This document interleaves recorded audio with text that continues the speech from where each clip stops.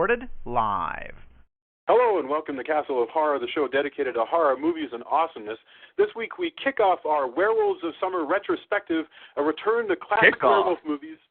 Oh, that's right. We continue. I'm sorry, our werewolves, because we were here last week with Werewolf of London.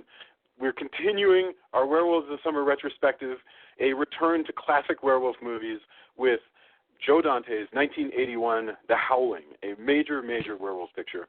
Bear in mind, if you haven't seen today's movie, we're going to be talking about it from the perspective of horror fans who have, so warning, spoilers ahead. From Denver, Colorado, I'm your host, Jason Henderson, creator of the Alex Van Helsing novels. With me from Austin is Mr. Drew Edwards, writer for Rockabilly Online and creator and writer of the long-running comic Halloween Man, and the man who is most responsible for getting us back into the werewolf game. Say hello. Since Tony is not here, I'm very excited that I can say howdy. Howdy. And from Los Angeles tonight, Adam Foshko, writer and creative consultant for Activision's Call of Duty Exo Zombies, the explosive new episodic zombie fest starring John Malkovich, Bill Paxton, John Bernthal, Rose McGowan, and Bruce Campbell, as well as screenwriter for the upcoming Skylanders Superchargers due out later this year. Say hello, Adam. Hello. Hello, and welcome back. Welcome back. Thanks. It's been a while since we've talked, so this is so exciting. Hey, Adam. And finally, also joining us from Denver, as always, color commentary from attorney Julia Guzman. Say hello. Hello. Hello. Okay, according to Wikipedia, The Howling is a 1981 werewolf-themed horror film directed by Joe Dante, based on the novel of the same name by Gary Brandner. The screenplay is written by John Sayles and Terrence H. Winkless. The original music score is composed by Pino Donaggio. It is the first of 8 movies in the Howling franchise, and we're not going to do all 8, although we may do another because of the recent loss of Christopher Lee. So I'm interested here. Drew, I think it's always best if you kick us off with the werewolf pictures to explain why are we here to remember this film. We'll go, so opening thoughts, we'll try and keep them short, like under a minute. Drew, Adam, Joya, and then I'll go, and then we will get into the topic. So Drew, why are we here?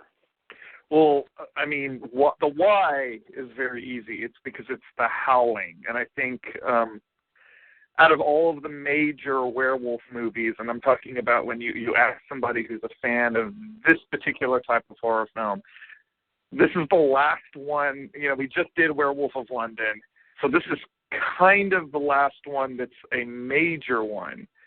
Now, that being said, there's a huge debate in horror fandom over which is better, this or American Werewolf in London. Mm-hmm. I actually I fall on the side of saying that I think American Werewolf in London is actually a slightly better movie than this. However, I think this is a much more important werewolf movie and a much more influential one because, first of all, it's very, very postmodern.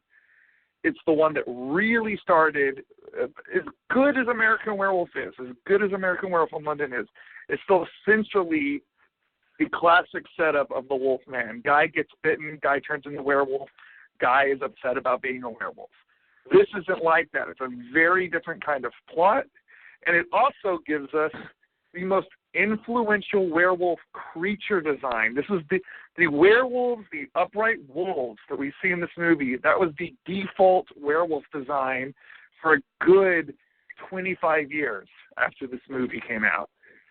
So I think this is an extremely influential werewolf movie, no matter what you think about it. I happen to be a big fan of it, and I'm really, really glad that we're doing it. Wow. Thank you very much, and that gave us a lot to think about. Adam, what are your initial thoughts on The Howling? I mean, and have you seen it recently, or is this a return to this film? I hadn't seen it in a while. I saw it really when it first came out, and I've seen it a number of times over the years. And I just saw it again recently for this podcast. And you know, it's one of those pictures that, see, there's that word, picture. It's one of those pictures that. See, I told Jason I was going to use that word because you were on the podcast, and I felt like it was right. Well, this really is a picture, right? I mean, there's a lot of elements to it that are really, you know, it's not just a straight popcorn movie. It's definitely a picture. and I have to agree with Drew. I think it's one of the most influential and important pictures of the werewolf genre, particularly at the time. And I think it's in viewing it again, my perspective has changed a bit. I used to think this was the, when I first saw it, this was the end-all, be-all werewolf picture until I saw, certainly American Werewolf, and I saw other movies kind of thereafter. But what's so interesting about this is definitely a product of its time. Had a lot of themes running through it that were, even though it is the classic, man gets bitten by wolf, werewolf becomes werewolf himself.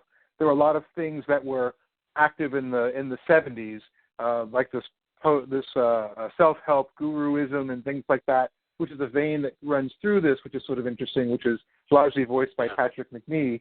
It's great to see him in something. But if you look at the music, if you listen to the music, if you follow the story and the setups, and just the way the whole thing is shot, it feels very much like a product of the late 70s, early 80s.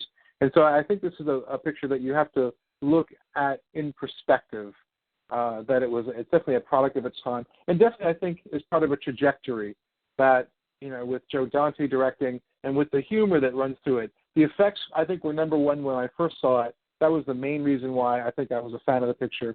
And now it's all the other stuff. I almost see it now for the humor that runs through it, that's later sort of, predicated by, more, I'd say, more, not mature, but more sophisticated humor running alongside the horror in things like American Werewolf. So this is definitely a progenitor to that. Definitely is a trajectory from the classic to something that was more, I think, as Drew said, more postmodern. But I happen to love this picture. But it is definitely a function. It is a product of its time.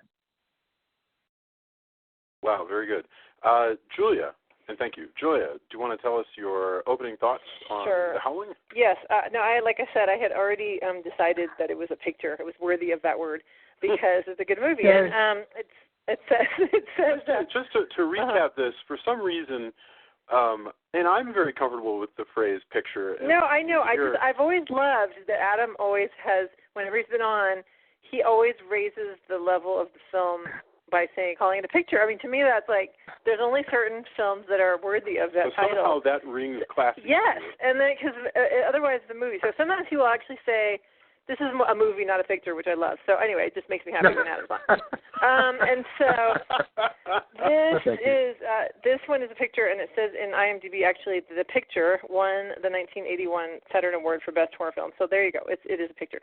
I actually really liked it, and I forgot this never happens hardly ever. I actually forgot about 10 minutes in that I was watching it for the podcast, because usually I'm like, movie I have to watch for the podcast. But this one I was like, I'm really enjoying this film, and then I'm like, oh wow, we're watching the podcast, and I guess I need to pay attention, think of it that way. I like that your description of our home life is one of where almost you force me to watch stuff. For the once podcast. a week there's just this sort of capturing where it's like, okay, now we will watch this. Yes, exactly.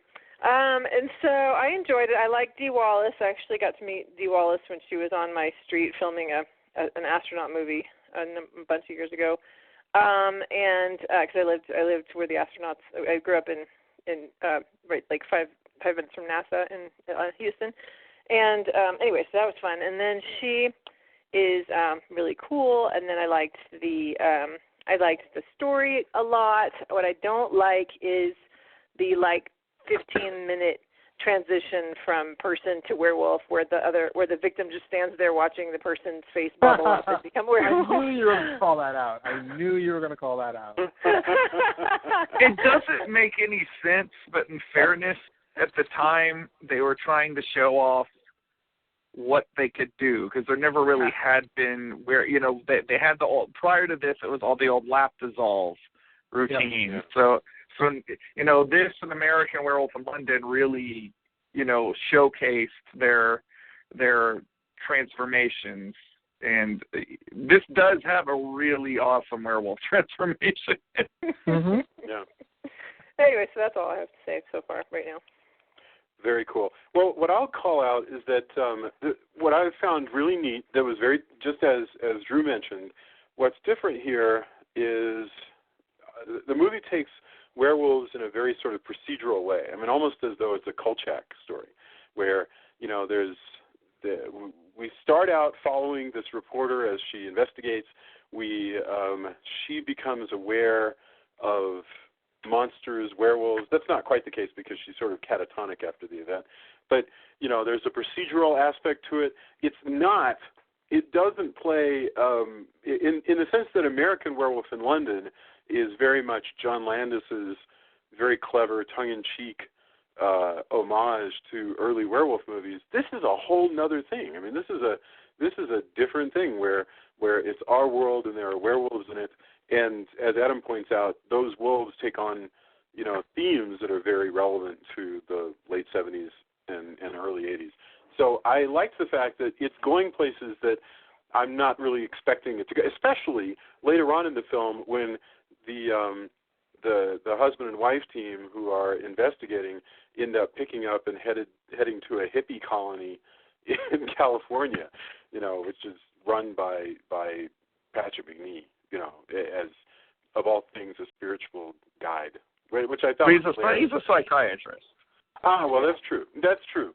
But he's running a very sort of, he is a psychiatrist, but he's running a kind of hippy-dippy, culty, and they make reference to the fact people will go, for a while I did Est, and then I did quote unquote, I did Scientology. Right. But I mean, Est was a big sort of transcendental thinking kind of thing that was. Well, it is a little new agey, but I mean, Patrick McNee himself doesn't particularly come off as a hippie per se. I mean, he's very, there's lots of talk of repression. He keeps it very clinical. Mm-hmm. Oh God, yes, that whole thing. That's another thing that's a wonderful sort of thing, idea of the time. This idea that society is repressing people, and people are in constant conflict between their civilized selves and their bestial selves and everything. And I don't know. So all of that's great, and you can't hear that without hearing the undertones of, well, that sounds a lot like erotic talk. That sounds like the kind of thing that you hear in all of the new erotic movement going on in the 70s and 80s. So I don't know. It's a very hip and happening movie. And in fact, let's get right into that, because Adam, you were saying that really marks this movie as a film, of its time. And I was wondering, maybe you and Drew both, because I was thinking we've talked a little bit about the hippiness to it, but also the fact that where does this stand in the other werewolf movies that are going on? Actually, Adam, if you don't mind, I'm going to throw this one to the werewolf expert. Absolutely. You should go first on this. Yeah. Well, I think throwing in the psychobabble, that was something that was starting to happen with 70s and then later into the 80s. Horror films, we were no longer looking to Transylvania and Eastern Europe for where our monsters would live. They lived right in our backyard. And Joe Dante actually said that they shot this movie very much like a slasher movie, and even the way they were advertising it, they were sort of almost advertising like a slasher movie, because those were popular at the time. And I always think about Halloween and Dr. Loomis and all the veneer of psychiatry layered over to that. And I think that was just something that made this kind of subject matter believable and contemporary. I think it still does. I think it still does. You see films nowadays, you still have all this. Well, I mean, how I love to bring everything back to addiction. It's like everything's fun. But, I think if you want a film to be more than just superficial, then you have to add some kind of metaphor for, human, the human existence and the human condition, or it's just fluff. But the thing is like, they do treat werewolfery almost like it's, like, oh, we're going to 12-step you out of this werewolf thing. But ultimately, that's bunk, because if you're a werewolf, That's who you are. You can't. You're not going to be able to go to Werewolf Anonymous. You know, but Drew, actually, if you think about it, alcoholics say I'm an alcoholic, and that what they're doing is they're day to day, they're taking one day at a time to get through life as an alcoholic. But they don't, if you really you are an alcoholic, you are a werewolf. So it's like Oz on Buffy. It's like Oz on Buffy. Oz on Buffy does not want to go around killing people. So what he does is he goes, I'm gonna whenever it's full moon, I'm gonna lock myself up so I don't kill anybody. That's his one day at a time thing. Even that inner conflict between the two werewolf philosophies, and it's funny because Patrick McNee, George Wagner, of course, named after the director of The Wolfman, is saying that he's wagging his finger about repression when he's on TV. But what he's really doing is asking all these werewolves to repress themselves. And then we have Eddie, the quote-unquote serial killer werewolf, who is essentially just doing what apparently werewolves have been doing all along, is running around killing and eating and apparently raping people. And, he's really quickly. So just so I understand, I did not at all understand what was going on with the colony of werewolves.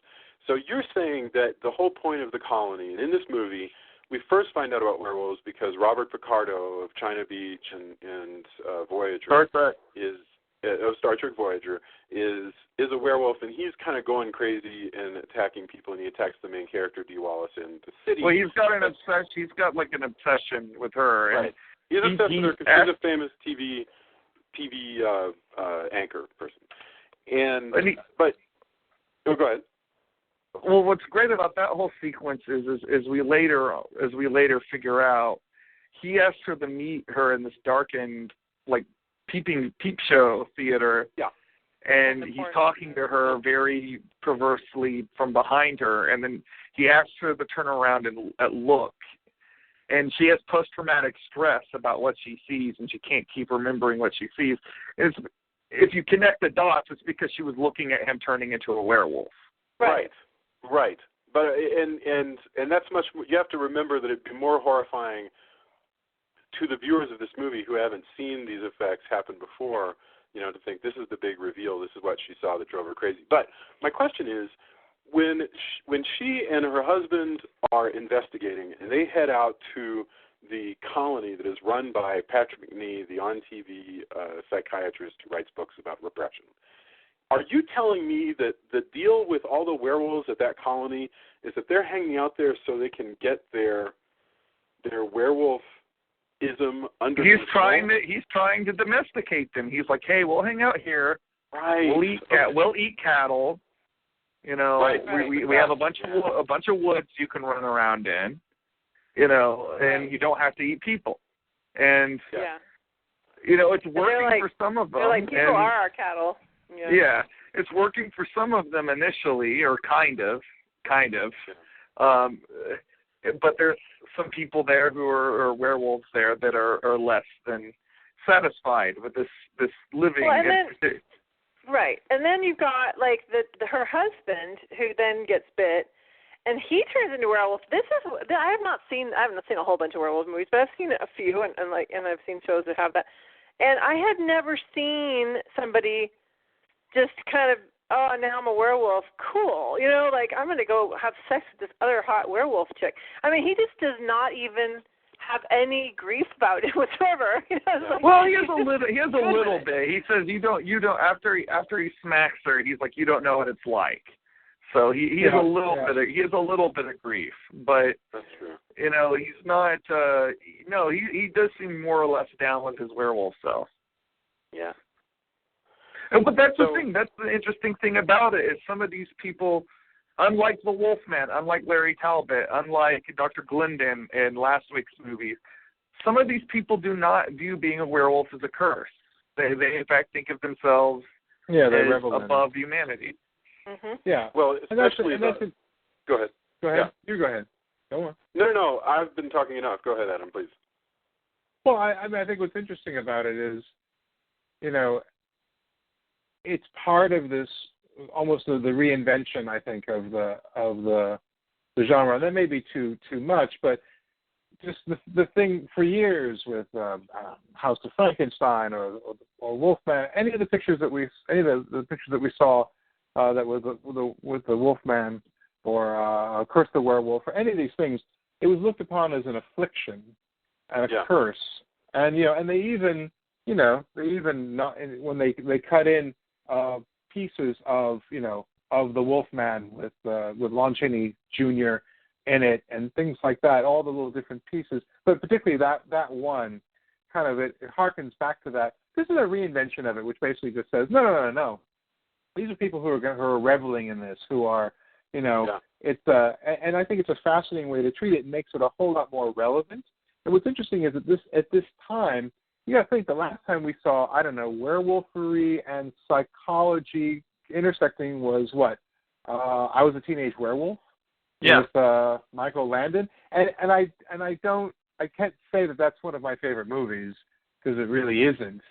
But it's interesting that you start there and you leap all the way forward to 1981, which was I think as Drew pointed out, the year of the werewolf, where it had these dueling werewolf pictures, that year. Yeah. This is one that takes this almost say the high road and elevates it and says, look, this is something that's being managed as an addiction, as a psychological thing to be treated. And the other thing is that considering, when I said this was a product of its time, consider also the huge number of cameos that are in this thing, and just taking it away from werewolfery for a second. Of all the different people, Roger Corman, Forey Ackerman, all these various people are in it, which was a variation of the thing that was very popular with films like Cannonball Run. Yeah. All these different people. It was just interesting that so many people had this, had these very tiny roles, probably because I guess they were, friends with Joe Dante, and the small group of people who were making this movie, but also because it's something that, marked a particular time when that became extremely popular, where you had lots of different cameos of famous people from, different things intersecting what would ordinarily be a very serious or very genre-specific picture, and it's an interesting thing. It's another reason why and also pictures like The Brood with Oliver Reed. This is again a psychological treatment of horror. It's we really hadn't seen that for a while. It was a function of the 70s, but it's really good to see it expressed here, expressed in a way which makes it so incredibly accessible, and you still have the vein of werewolfery that runs through it. So I think it appeals to not just people who love the genre, but also people who like a little bit of comedy. It's not tongue-in-cheek. It's not as broad as that. There's just a little sort of thread of wicked comedy that runs through it.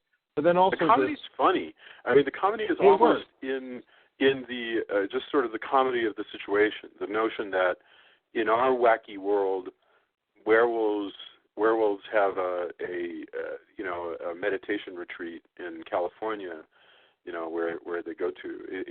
It's a very, very subtle, comedy.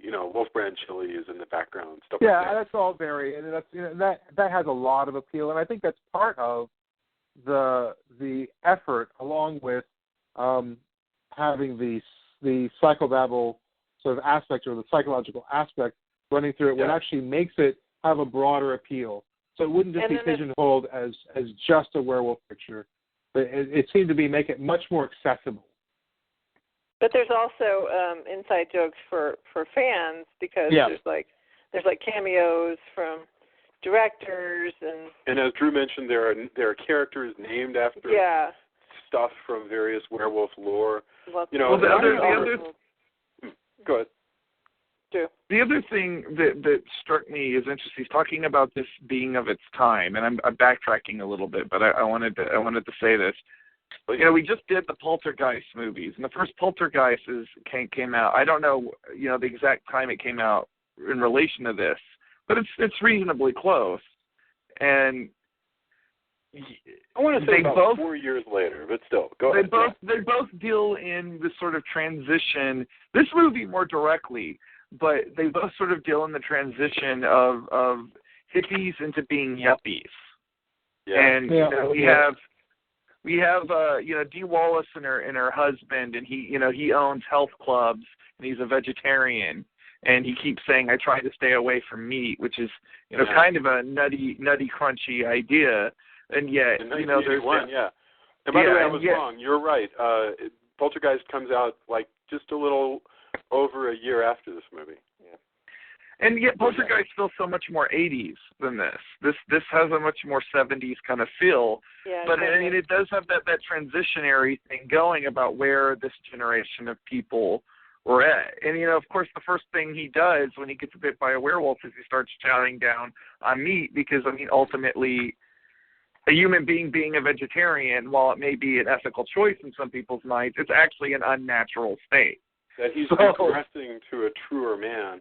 Yeah. But by the way, the reason I think that Poltergeist feels more 80s in our mind and this feels more 70s probably has more to do with the fact that Poltergeist is a suburban movie and the suburbs were going to become a major theme in the 80s, whereas this is an urban film. It looks like the 70s to us because it looks like the city, and it looks like a pre-Giuliani New York, or wherever. Or are they in L.A.? I'm trying to remember now. Well, this is one of the movies that sort of.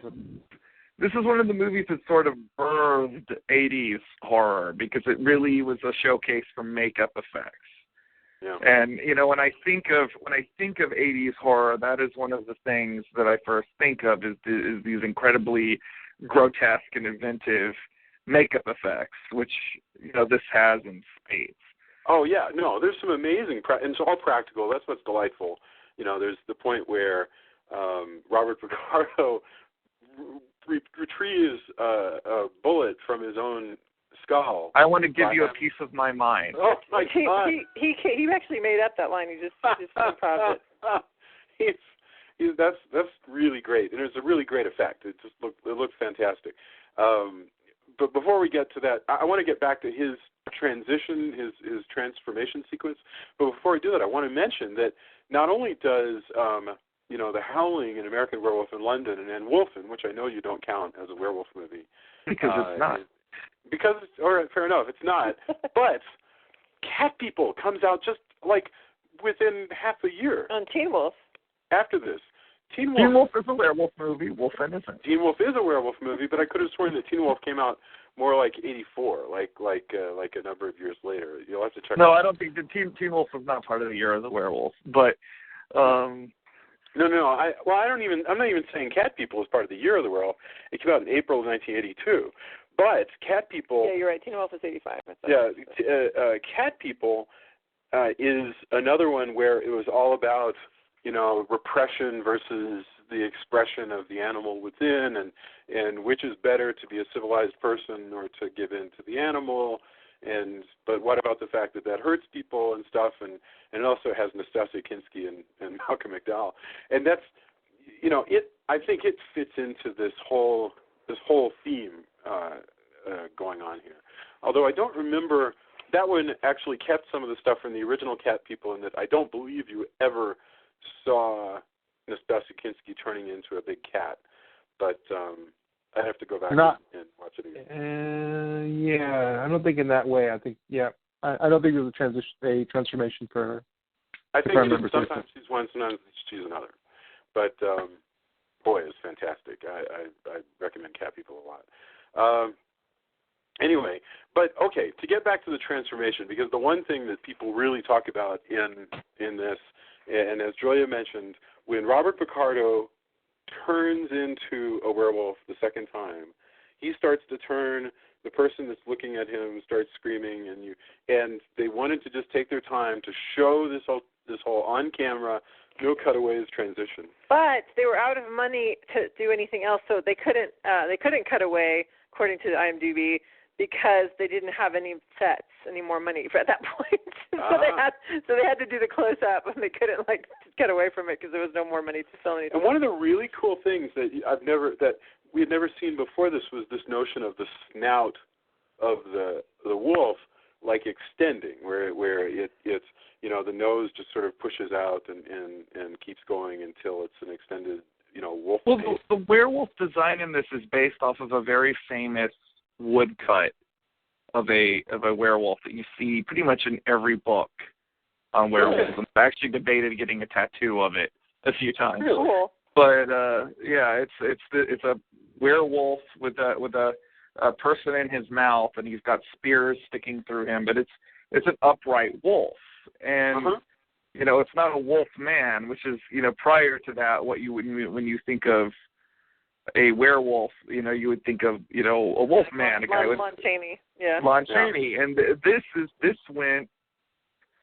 And American Werewolf went in a even more radical direction in some ways. It was the big dog, basically. Yeah, this is an incredibly radical reinvention of what a werewolf looks like. And again, this became the sort of default werewolf for decades. It's really only been in recent years that we've seen people started to kind of play with the design again. And actually, a big thing recently, ever since the remake of the Wolfman, has been sort of throwback werewolves, where it's more of a Wolfman again, where it's like, okay, we'll go back to that. But Rob Bottin, who did the makeup effects in this, also, he did the makeup effects for the animatronic and everything in The Thing, which is extremely grotesque. But this is, Robert Picardo's got all these, bladders stuck under like latex skin, and it looks like he's almost inflating like a big bullfrog when he's doing this. It's very disgusting. It's really weird, and to be perfectly honest with you, I don't know if it works. I mean, I don't know if when the little bulbs, the bladders of air are sort of breathing in and out. Yeah, I don't like that at all. It's not that it's gross. I mean, it's no grosser than anything else. It just doesn't.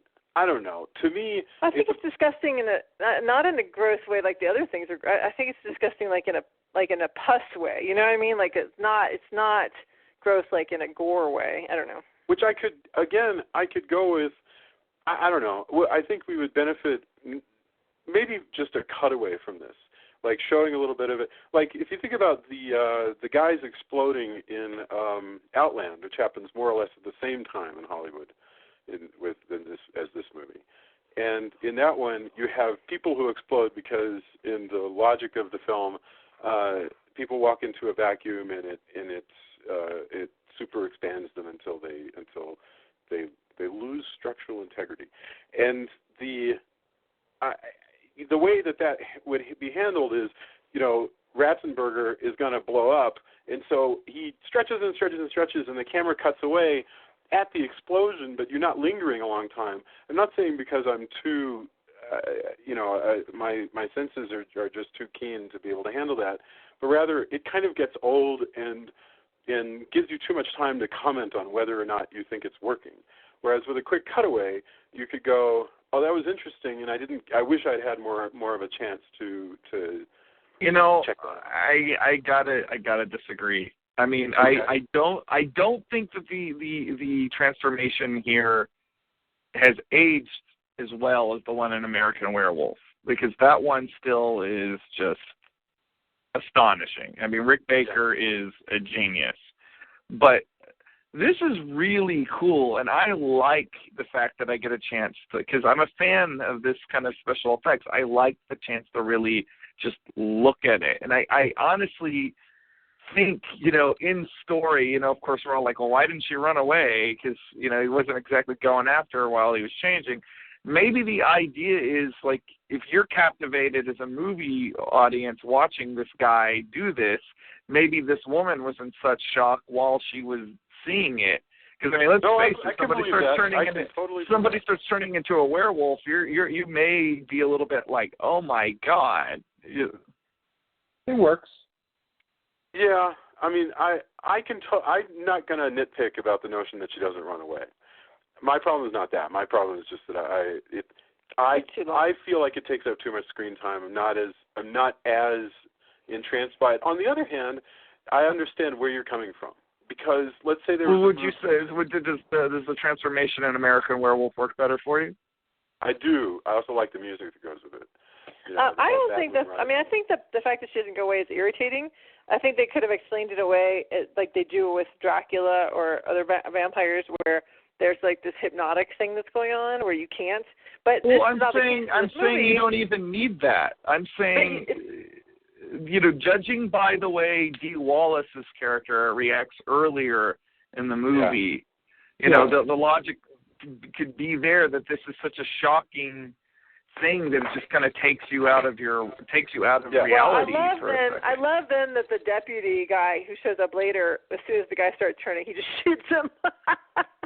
That made me so happy. I was like, that's how you should be reacting. But if we can for a second, I want to talk about the end of the movie, because the actual main character gets bit, and now she's going to turn into a werewolf. Somehow she's able to control the precise moment. Well, they say that they can change at will. I know that was a line somewhere. Oh, okay. They're in the occult shop, and he explains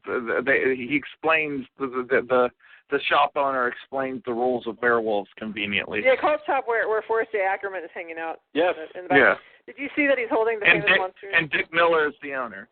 Yeah, of course. Yes, Dick Miller, with a really sweet toupee, I gotta say. Can I tell my Forrest J. Ackerman story real quick, and then I'll go back to what I was saying? Oh, of course. I think anytime we teach Forrest J. Ackerman, yes. Of course. I think I've only told it once on this podcast. No, we met Forrest J. Ackerman for some reason. Why did we meet him? It was a green room somewhere. Some green room for some organization. It's very important. No. I'm just saying. I know. Yeah. And so anyway, so he comes up. I was like we were in our 20s, and he comes up and he's like showing me his ring that Bela Lugosi gave him from Dracula and all this. And then like not 2 weeks later, Jason's reading this article about Forrest J. Ackerman, and it says, Forrest Ackerman, who's known for flirting with young women by telling them about his Bela Lugosi ring. I was like, yes, I scored being part of this group that he flirts with that gets mentioned in the article. Anyway, that was my claim to Forrest Ackerman fame. But back to what I was saying is that at the end, so she's gonna show the world now this thing that's supposedly so shocking that she forgot her own self that what she saw. Now she's going to show the whole world so they know that werewolves exist. She's going to turn into a werewolf on her news program. And she does. And first of all, that's the cutest freaking werewolf I've ever seen in my life. She was adorable. Yes. Jason said she looked like a Wookiee. And second, I love that people don't actually, they see it and they still don't believe it. They see it on the TV and they're like, that's the things they do with special effects these days. Yeah. I thought it was really interesting. Yes, she does. She turns into a cute sort of Pekingese-looking werewolf. With a tear. And that was interesting. I mean, although the idea there, it seems to be that we're heralding in a new era. It doesn't work, but her notion is we're going to herald in a new era where people know that there's werewolves running around. But it may work. It might work, but I don't think it works. Well, I mean, we'd have to watch Howling 2 to find out. But. Well, it's also a statement. It's also a statement about society at the time. We're already pretty jaded. We don't buy it. It's kind of like even when the truth is in front of us, it's a number of different kinds of statements, and it's one of those things that I understand the ending. I don't love the ending, where Dennis Dugan puts a bullet in her, but I don't love it, but I get it. That notion of ending something with we're going to go to the press and tell a big story, that's the end of 3 Days of the Condor as well. I can think of. It's actually the end of this season of Blacklist this year. Yes. Oh yeah, right. It sure is. And that's and that's very much a callback, But I remember a lot of these sort of paranoid movies of the 70s.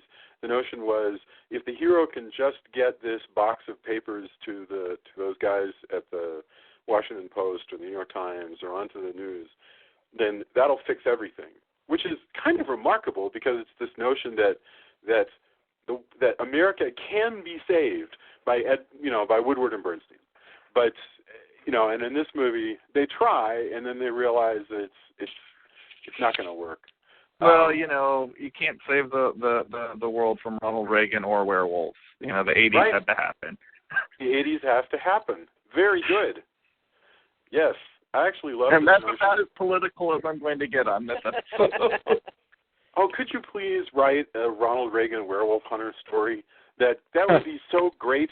If Ronald Reagan were risen from the dead to hunt werewolves, That I was. It has to be made by the same guy who did the Abraham Lincoln. Well, no, I want it to be good. So I'm gonna. Let's not get into this debate again. We're talking about The Howling, which we all seem to like.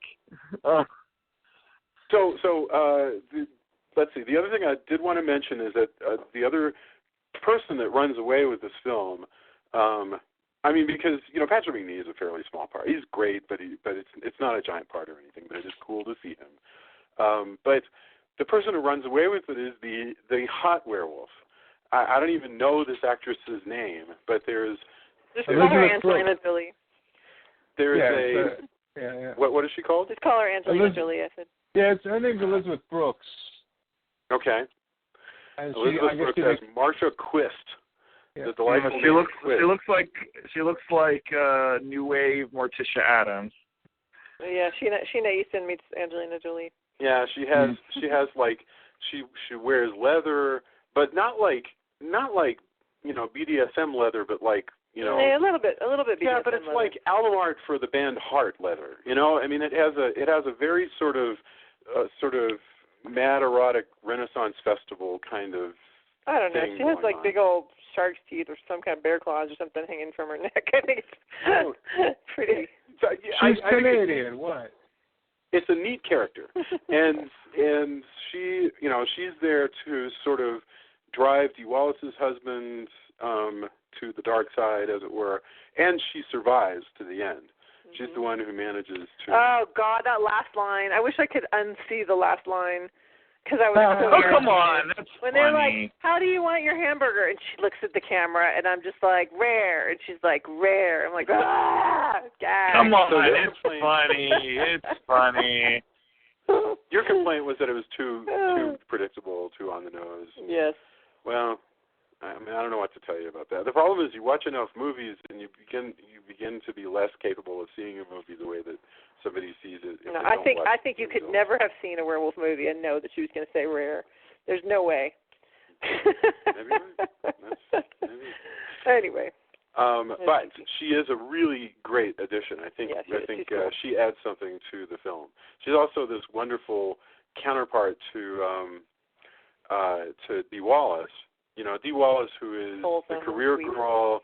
This, with at times her prudish. She's so prudish. She walks into the porn shop and Dee Wallace actually genuinely was just horrified to be there. That's really funny.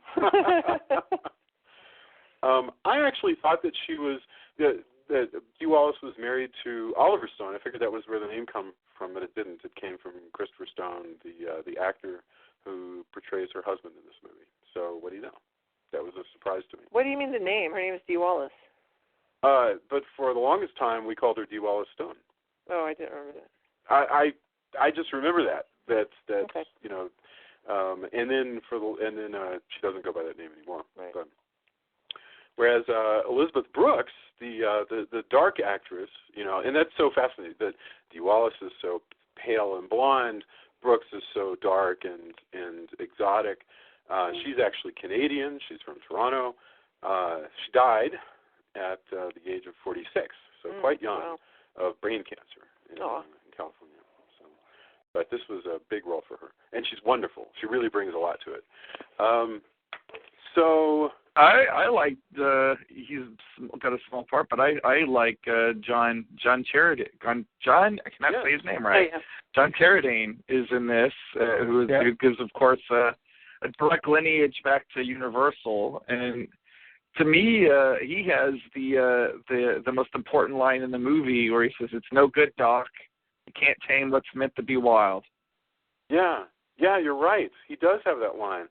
No, he's wonderful. And of course, he was Universal's Dracula for the longest time. Like several movies, he played Dracula for Universal. A very odd, mustachioed, hat-wearing Dracula, but nevertheless, it was so cool. I also really always enjoyed that Universal, didn't even care, or it's not that they didn't care. They had the guts to go ahead and say, we're going to create a different Dracula. It's going to be the John Carradine Dracula, and it need have no relation whatsoever with the Dracula who appeared, and was played by Bela Lugosi. he's great. He was really neat. Yeah. So I feel like we should get our final thoughts on The Howling, and we'll be back next week. And we haven't yet figured out if we're coming back what the next movie is. I know it's very possibly we have to decide. We're going to talk about that, so we're not ready to adjust yet. But I think that it's something that Drew recommended earlier. So all right, final thoughts. Let's go in the same direction as we did before. Drew, Adam, Julia, and Jason. Drew, The Howling, and if we've missed anything, I hope that you'll remind us of it and tell us what we missed. Go ahead. Well, there's just an overall level of changing up the mythology. We talked very briefly about Dick Miller and how he comes in and explains everything. Like, for example, werewolves can change whenever they want, day or night, because they're shapeshifters. They can only be killed by silver, which we all already knew, but they can also be killed with fire, which is used at the very, very end of the movie. And it's just the idea that there is a group of werewolves. I can't say enough. This is just an extremely influential movie, no matter what you think about its contents. If you think it's dated or whatever, which I hate the idea of saying dated. I think that's horseshit. But this is an important werewolf movie. It's an important horror film. It's an important film of the 1980s. And I love this movie. That's why I pushed for us to do it. And I've been pushing us to do it for years now. I've wanted to do this episode. And I'm glad that we finally were able to do it. Thank you very much. I'm glad we did too. I'm glad we're getting a chance to look at this second set of werewolf movies. Adam, thank you for being with us. After we do this, we're going to do endorsements if you have anything. But tell us your final thoughts about The Howling. Yeah, and it's great to be here tonight. It's a great picture to come back on. It's one that I saw when I was a lot younger, and looking back on it now, a lot of the things that I loved in it before are things that I loved in it when I saw it again. I think it's a great picture, and I think just to echo what Drew said, definitely is an important picture, and I think it is a reinvention of the genre. I'm of the opinion that it's because it's a particular kind of picture. I have to look at it from the time that it was made. There are a lot of things about it. It's not, what's interesting about it is it's not, doesn't have this sense of being incredibly negative. It doesn't have this. It's not jaded like a lot of pictures were, and a lot of movies were in the later in the 80s and in the 90s. There's this sense of coming out of the 70s. It's definitely got a lot of possibility. This picture has a lot of promise. It reinvents it in a way which is so loving, and it's such a fan letter from fans to the genre. There are a lot of enormous positives, and if you're a fan of this kind of this genre and of this kind of picture, then this is this should be I should definitely occupy a place in your heart. It's really it's amazing, but the other thing is it points the way to so many others. I think this is a cornerstone picture that should be in everybody's library, particularly if they love the genre. So I was really happy to be able to see it again, even though there are a lot of things I can pick apart in the story, or I think maybe the story is too light or too simplistic or something like that. Again, I think that's a product of the time, a product of where we were as a movie-going public. But I still think it's really great. It's not complicated. It really speaks to you. It's a lot of fun. It really is great. Thank you very much. Julia, did you have anything to lay on us about The Howling? Well, I think we talked. I think I'm interested in exploring further, and maybe in future films you can do this. The idea of the psychological piece and whatever, because I think we do touch on it a lot, and I enjoy that. I was thinking about the whole thing with Dee Wallace being so horrified to be in the adult bookstore, and the idea, again, the kind of the metaphor, the parallel between the lusty, oversexed predator that's in the still bookstore, in the Werewolf, and like how much of that is being just a primitive, part of humanity, or in this case, what's it when they talk about werewolves? They talk about what's the science? Lycanthropy, is that it? Lycanthropy. Lycanthropy. Thank you. Lycanthropy. Yes. Anyways, but it's it's an interesting thought of how we as people are constantly suppressing our animal side or animalistic side, but then there's also this concept of the animal part of us being the passionate part or the true part or the primitive, or like whatever. So, I was telling my coworkers, just total aside, today about how I decided to have my second child with no epidural, and how that was the most idiotic decision, because I'm like, why is it that that's the thing that I'm going to do naturally? Like I use a bathroom, I wash my dishes in a dishwasher, I take medicine, but suddenly childbirth, that's the thing I'm going to do naturally. It's like, why is that the thing?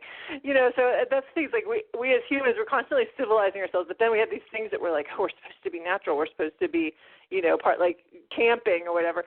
I don't know, I just think I found myself thinking more and more about it in the parallels between that, controlling the animal within and then allowing it to be in the way that they talk about it in the compound. So anyway, maybe we'll talk about it more, or maybe I'll talk about it more in the future. All right. Well, no, absolutely. We'll look for that. Wow. So I would say I really love this movie. I think it's totally worth seeing because of just the look at the time. The notions that are sort of moving through Hollywood at this point in the 80s, to look at what a TV set, because she's a TV reporter, would look like in 80, and the transcendental meditation retreat, or the satire of that in California. It's definitely a picture worth seeing, and I think it'd be interesting to see where this series goes, because people might have a preference or not a preference for American Werewolf in London, but this is the movie that launches a very long series of films. And I remember being transfixed occasionally when I would come across them on TV, because there was always this very anthropological idea of the werewolves and the howling, that they have a history and that they're there alongside man, and so it's very rich for storytelling. So this is funny. cool. I feel like this is where you look at the White Wolf games that came out in the 90s. I feel like this is very much where they cribbed their idea of what a werewolf would be from, is the Howling franchise. Yes, I agree. I think that's right. I also kind of wonder if Alan Moore was partly inspired by the use of the smiley face in this. We didn't even mention that, but since one of these one of these werewolves is a serial killer, he tends to leave little smiley face stickers. I don't know.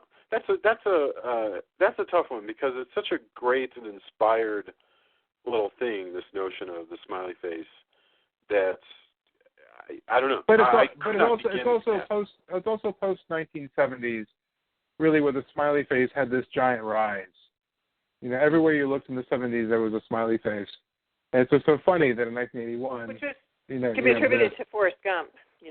Oh, right. Right. But yeah, there's the Lost Adventure where Forrest Gump and Ronald Reagan teamed up to fight werewolves. Oh my God! No, but yeah, it's true. In the movie Forrest Gump, Forrest actually invented the smiley face. I forgot all about that. But yeah, it's kind of funny to think that in '81 this would have been recognizable as a thing, like a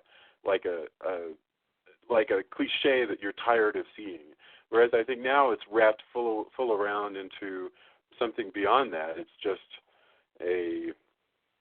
I don't know. It's just a piece of our surroundings. But there was a point in life where there were no smiley faces, and then there were smiley faces, which is a mind-boggling idea. So very cool. All right, let's do endorsements. What do we have to talk about? So, Mr. Drew, lay it on us. What would you like to tell us about this week? Well, I just got a little parting gift in the mail from Carrie Gamble, which is the third volume of Flesh and Blood. I haven't read it yet, but I'm looking forward to it. For those who are unfamiliar, Flesh and Blood is a series that Neil Vokes is doing for Monsterverse, and they're up to volume 3. It's a graphic novel series, and it's kind of an homage to Hammer in most respects, and it's a very well done one. And the first volumes deal with Dracula and Carmilla and Van Helsing and Baron Frankenstein, and this one dips into Dr. Jekyll and Mr. Hyde, or should I say Dr. Jekyll and Sister Hyde, from the looks of things. Which is properly Hammer. And well, I mean, a lot of their characters in that series, I mean, Frankenstein is made to look like Peter Cushing. And it's strange because he has this relationship with Van Helsing, and I always think of Cushing and Van Helsing first and Frankenstein second. But but they've made Van Helsing quite young. They've made Van Helsing into like a 20-something guy. Yeah, so yeah. Well, he would in the end become Van Helsing, and who knows? But yeah, I don't remember if Dracula looks like Christopher Lee or not. Dracula does look like Christopher Lee. So this is it's interesting, and I think for those of you who listen to the podcast who are no doubt fans of Penny Dreadful, you'd probably find it a good companion piece. From what I understand, it's kind of hard to find the issues, so I would suggest maybe directly ordering them off of the Monsterverse website. I'm very much looking forward to reading it because I love the first two, and I have no doubt that I will. I'm giving this an endorsement even though I haven't read it because I love the first two chapters so much. So I can't wait to get around to reading this. Very cool. Adam, do you have anything to endorse this week? I have two things, and I think the first one is actually the season return of Hannibal. I've watched 2 seasons of it. This is the 3rd season, and there's something about it. It's a Brian Fuller series. He's the EP on it, and if you haven't seen it, it's with Mads Mikkelsen as Hannibal Lecter. And the way the thing is put together and the way the thing is shot, it's beautiful. It really is amazing. And I mean, whenever you see a sequence from it, you can tell that it's from Hannibal, and it's visually striking, and Lecter is eminently watchable. And it's been a really there's only a few episodes in, and it's been really, really interesting. So I definitely like where this is going.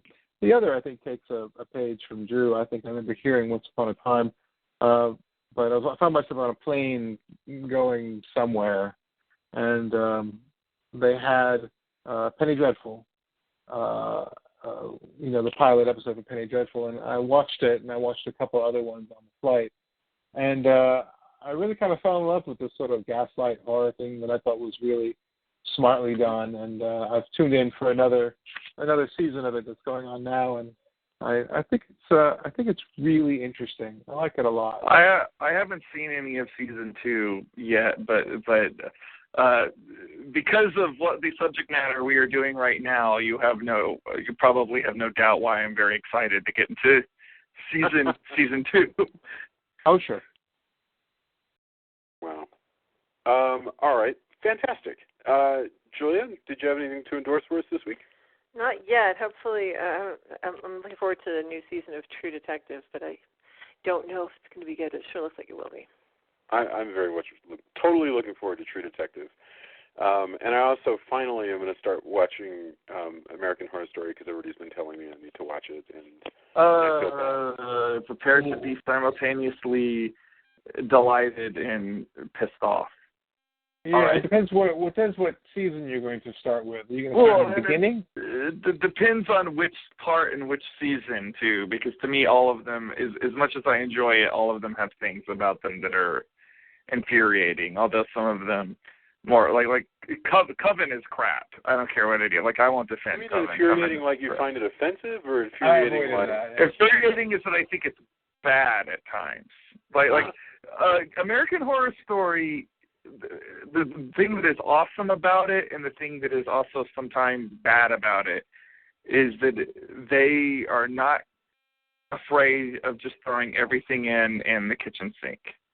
And it's what makes it a watchable show, but it's also at times what makes them like wish that they would just rein it down just a little bit for a slightly tighter storytelling. What did you think of Freak Show? I haven't seen Freak Show yet. So I can't pass judgment on that. But like, I was actually debating not watching Freak Show until some people told me it's like, no, Freak Show's better. But I hated Coven. It really is better. It really is a lot better. It's worth. I think that is worth watching. Well, they've got the first 3 seasons on Netflix. So it's worth watching. I'm not trying to dissuade you from watching it. Like I like American Horror Story, so, but I feel like it's not a smooth ride. It's no X-Files, it's no Buffy, it's not, right. There's a lot of hiccups. Well, this is me asking you, and so that's really good. My endorsement actually twofold, really quickly. One, Horror Hotel, also known as City of the Dead. This is a movie you can get almost anywhere. I think it might even be in the public domain. It shows up in thousands of those little collections, and it's a movie where Christopher Lee, rest his soul, just sends his prize anthropology student to a small town in Massachusetts to research witchcraft, and there are lots of twists, and it's very interesting, fantastic black and white British horror where everybody's doing American accents. Rockin'. Even Christopher Lee does an American accent. It's great. What's it called again? Horror Hotel. There's a famous Misfits song named after it. And we may well be doing it on the show soon enough. So, but I totally recommend that. And also, just this week, so you'll be able to find this on Bleeding Cool, I did an interview with Tamara Thorne and Alistair Cross, who just finished and have just put out a book called The Cliff House Haunting, which is a big, sprawling, like 500-page horror novel with countless characters, and it really does feel like something out of the 70s. I just loved it. It's about this little seaside town and these people who run this hotel, and there are several serial killers who are being controlled by a ghost on a vengeance rampage. Awesome stuff, and it was a great conversation. So that's a good interview that we're putting up this week. So you should check that out. And with all of that, let me say, first of all, Adam, thank you once again for joining us. Yeah, welcome back, Adam. Yes, thanks, Adam. Thanks for everybody else. Thank you so much for being here. Those of you listening, we're always happy that you're listening, and if you're digging the show, find your friends and tell them as well. If they're hidden or you've lost them. Yes, find them and then play the show for them. Leave reviews on iTunes. Come on the Facebook page and let us know what you think and engage with us, and we will totally answer questions and talk because we dig all that. We're so happy to engage with our listeners every week. It's awesome. All right. Thank you, everybody, and we will see you next week. Bye. Bye, everyone. Night. Bye-bye. Night.